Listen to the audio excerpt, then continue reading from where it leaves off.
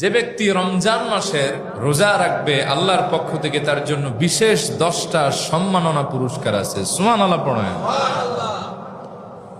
এক নম্বরে, যে ব্যক্তি রমজান মাসের রোজা রাখবে তার পূর্বের জীবনের সব গুনাহ রব্বুল আলামিন মাফ করে দিবেন। আল্লাহর হাবিব বলেন, মান সামা রমাদানা ঈমানান ওয়া ইহতিসাবান গুফিরা লাহু মা তাকদ্দামা মিন যামবি।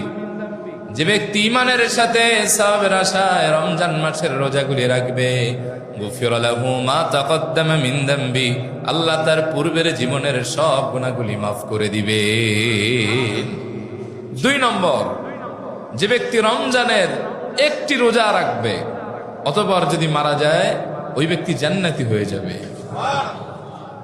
আল্লাহর হাবিব বলেন, মান সামা ইয়াওমান ইবতিগা ওয়াজহিল্লাহ সুম্মা খুতিমা লাহু বিহি দাখালাল জান্নাহ।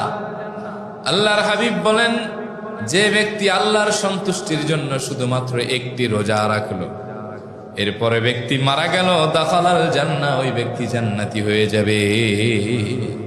3, যে ব্যক্তি রোজা রাখবে ওই ব্যক্তিকে আল্লাহ তাআলা নিজে তার পক্ষ থেকে শ্রেষ্ঠ প্রতিদান দান করে দিবেন।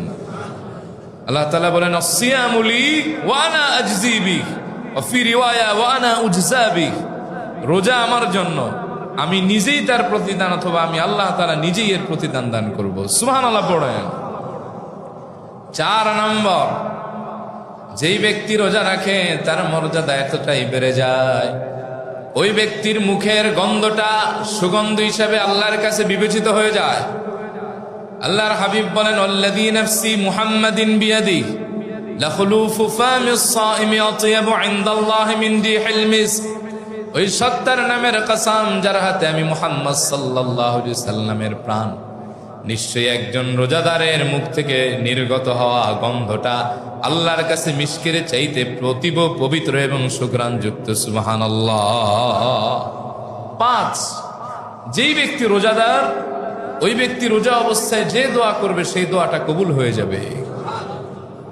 আল্লাহর হাবিব বলেন, সালাসাতু লা তারুদ্দু দাওয়াতুহুম। 3 ব্যক্তি এমন আছে যারা দোয়া করলে ডাইরেক্ট কবুল হয়ে যায়। জোরে বলেন, কয় ব্যক্তি?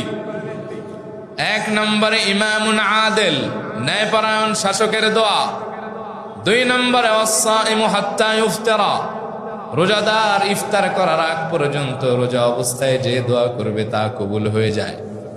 আর 3 নম্বর হলো সেই ব্যক্তি যিনি মাজলুম, অত্যাচারিত, যার উপর জুলুম করা হয়েছে। এরকম মাজলুম ব্যক্তি যখন দোয়া করে তার দোয়ার মাঝখানে আর আল্লাহর মাঝখানে কোনো